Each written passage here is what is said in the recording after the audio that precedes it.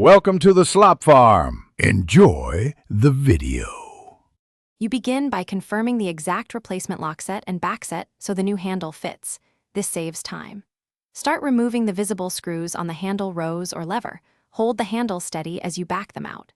Once the exterior screws are loose, gently pull the exterior handle away while supporting the interior.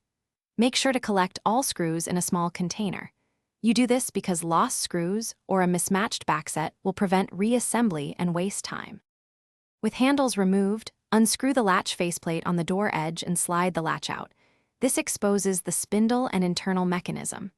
You should note spindle length and orientation so the new set lines up correctly. Take a photo if helpful. If there are retaining clips or a small C-clip, remove them and keep them safe.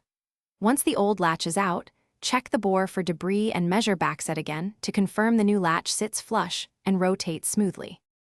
Insert the replacement latch with the beveled side facing the strike so the door closes smoothly, then screw the faceplate evenly.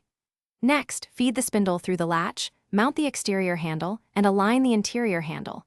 Tighten screws alternately to prevent binding.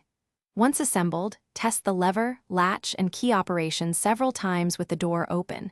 Ensure smooth travel and correct dead latch engagement.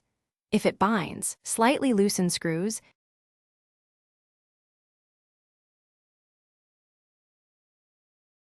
Thanks for watching. Consider subscribing if we helped you today.